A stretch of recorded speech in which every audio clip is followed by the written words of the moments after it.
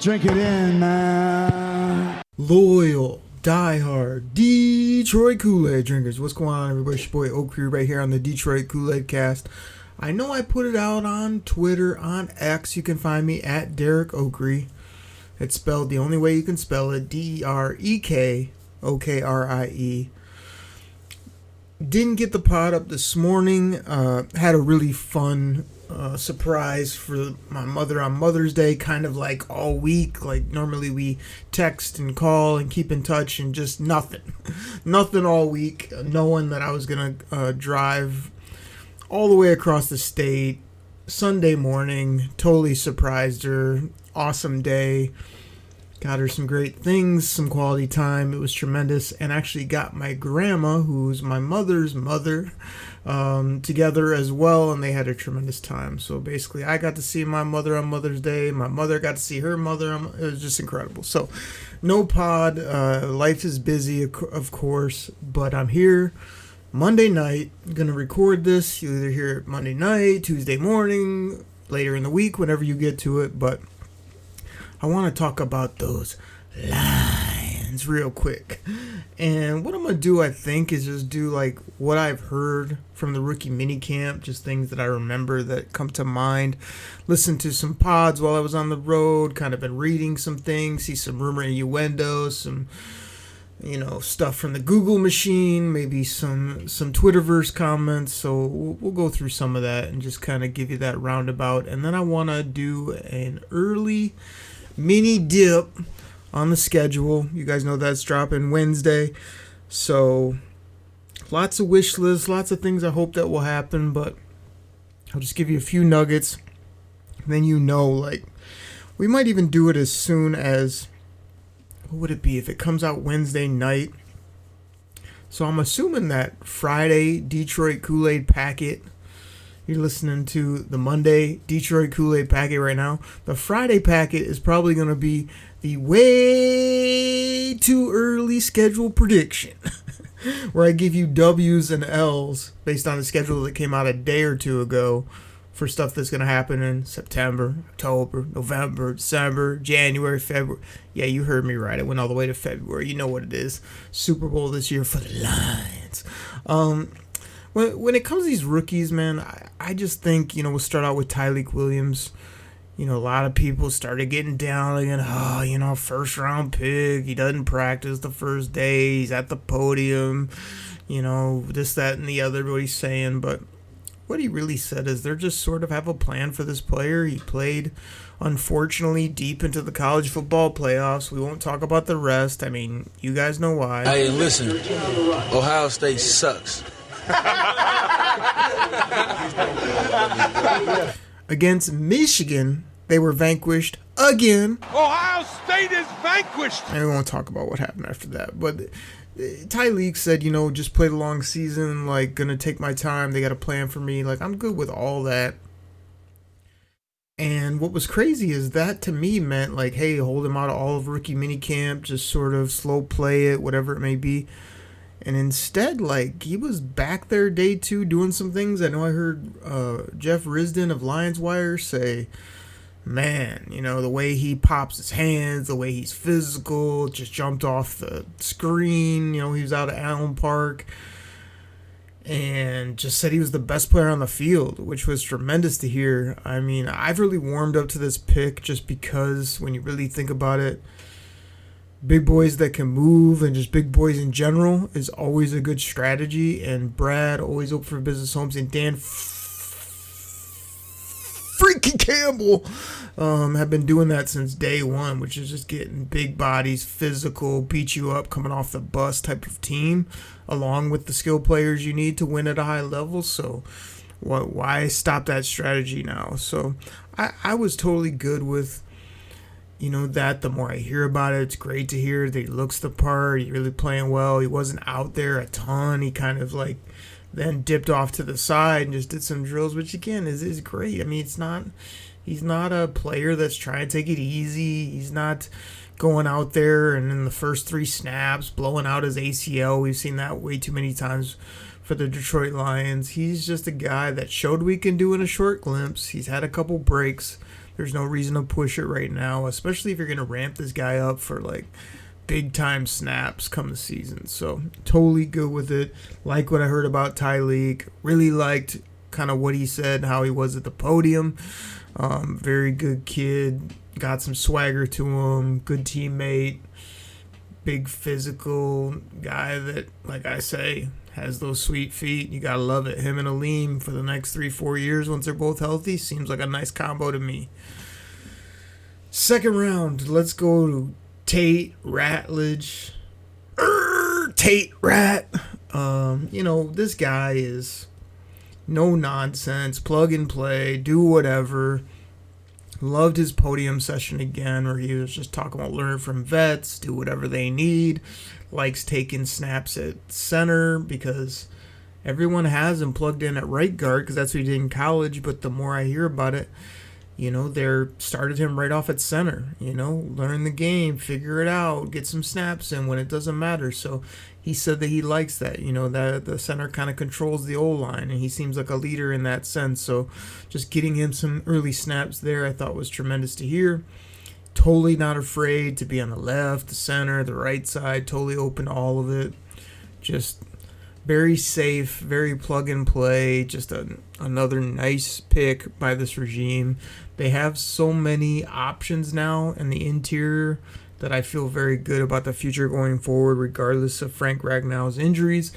And you could shuffle them around however you want based on injuries. Whoever's the best player will play at the left, right spot. And you've got some combo options to move at center now as well. So I was happy to hear that from Tate Rat. This is where it gets interesting. Third round pick, Isaac Tesla. People were homing and hawing, me included, about what we gave up and what this kid's going to do or what's his ceiling. And he better be damn good if he did that. And it's rookie minicamp, people. You're playing against bowling alley workers and guys that are out there trying hard. So I'm not put him in the Hall of Fame. But everything I heard was lots of balls going his way, lots of catches, very smooth, great kid. Dream to be here, all the stuff you love to hear and see. So this continues to look better and better. I'll be very curious when he gets to that elite NFL level of competition when it comes to corners, safeties, people that are going to be covering this guy. But even if he slots in at I still got him as like a 4-5 receiver because I think Khalif Raymond Khalif are actually better, and Tim Patrick. So those are the two guys I would put ahead of him. He can learn from both. He can take snaps from both. And then probably the realistic option is that he's a similar, if not better, Tim Patrick next season and moving forward. That would be my hope. Now, if this kid ends up being like a Detroit Colt hero and he's got the long curly hair, he's got the good size, he makes all the catches, he finds a way to put up some nice stats, that would be tremendous. And I could see people latching on to him big time as just the guy that gets a lot of pub regardless of his actual, stats, production. Just, hey, this guy is fun, he's nice, he fits, he's just a damn good football player, and anytime you play wide receiver, you get more credit than other spots. So lots of good reviews about Tesla. Still probably a long way to go, and I do think he's going to have some struggles when it comes to top-level corners, just getting up in his grill, holding him down. Even if he gets you off the line of scrimmage, a lot of these guys will be able to cover or make up ground. But great, he runs 4-3, 4-4. I don't care what his numbers are because I'll have to see it to believe it that Isaac Tesla can just roast people with his speed. These corners are special in the NFL. So we'll see, but I was happy to hear what I heard. So again, I guess you could say it's TBD if you ask me, but we'll see. I hope he plays well. Let's go here. Next pick. What do we have next? Was it Frazier, the interior guard as well. We had no picks for a while because Brad Holmes traded them all for Tesla and company. But sure enough, we jump up and we get Frazier. The stuff I heard was he was playing a lot of right tackle, which is totally cool because I do think you need a better option at both left and right tackle. If you have a better option at right tackle, that means Penny can flip as needed. You also got a guy named Gio Manu still in the mix. Is he a tackle? Is he a guard? What is he? Can he be anything? That's also in the TBD category. But I like the fact that he's at right. He could play inside. This was a guy that also was said to be totally open and available to play center as well. The thing I like most about Frazier that I've heard throughout the last few days was his podium session. This guy is big, physical. Like, you look at him, you're like, that dude is somebody. That's like a nasty big football player. So you love that on your O-line. But very intelligent, articulate, and also like straightforward, honest, and open with the media, which I like, you know? Not ducking questions, sound very smart. Also loves the game of football, loves his teammates, willing to do what he's got to do for the team. Like, loved everything I heard from Frazier. So that was, again, that was another big time plus, if you ask me. We go to the darling, the kid out of Boise State, Ahmed Hassanin. Something like that. I mean, gosh, I got to get this name down. I've been wanting to throw on the YouTube those highlights and see if we got any with audio so I can hear how professionals are saying it. But we keep having fun here on the show with that gimmick. But this kid, I mean, what are you going to do? He says absolutely everything right. He's full of energy. He's got great, just a great presence about him, as well as just a person that is going to be not only tremendous in the locker room, but when you have a guy with this type of yes sir, no sir mentality, like, he's just going to do everything the coaches want him to do to get better. He's got a very physical, thick lower half, which is a good start. They showed some clips where he had some nice bend, turn around the edge, things like that. You know the hustle is going to be there. You know he's going to be gritty, grimy, nasty. But best thing again, podium sessions. Loves this place.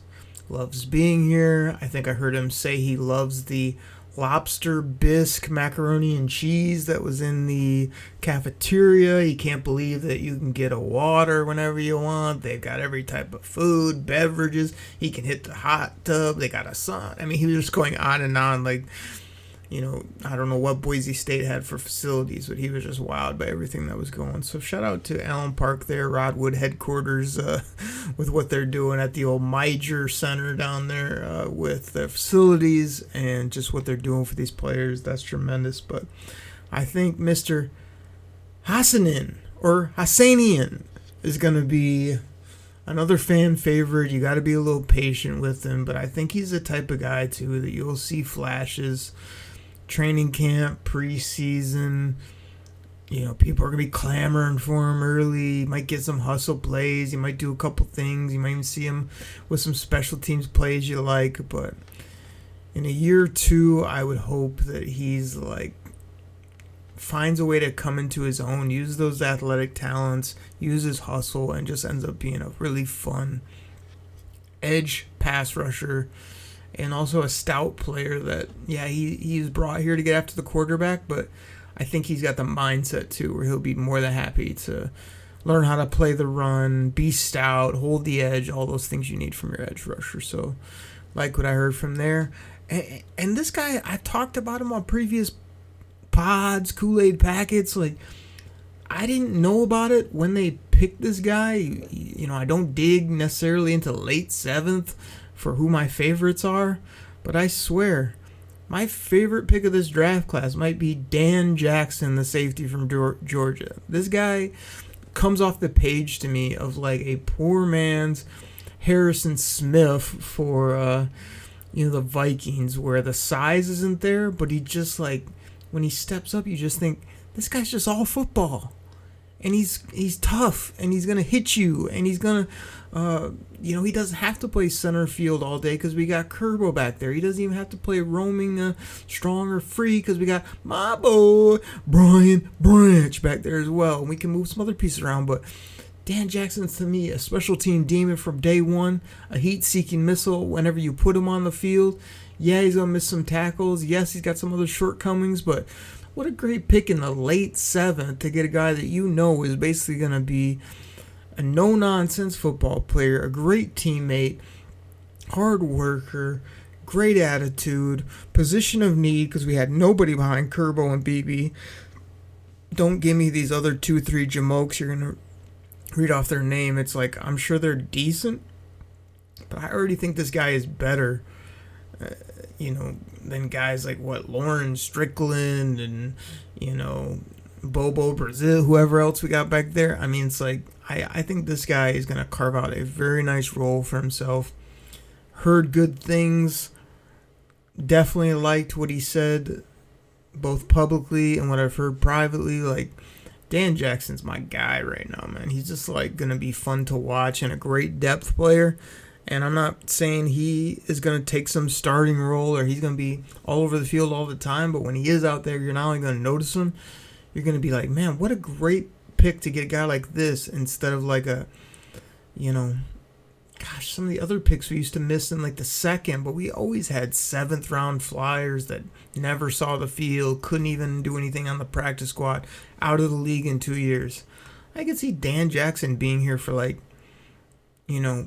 5, 6, 7 seasons of productive play, good teammate, and maybe even carves out a role as like a special teams captain is what I see out of this guy. Like a guy that is going to get a captaincy, not for what he does starting on the football field, but who he is as a person, as a teammate, and as the respect he's going to get from the guys in the locker room. So I'm all about that player. And last but not least, Dominic Lovett is the funniest rookie we have, no question. I mean, his first press conference I saw, he couldn't stop flipping a water bottle the whole time he was talking, which was funny, but not as funny as a lot of his comments where he's just like making jokes, shouting out people, either former teammates or random people as he was talking.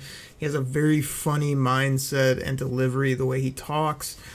Very good football, approach as well. Just very humble, learn from people, appreciate his relationship with Ennis the Menace, Ennis Rakestraw.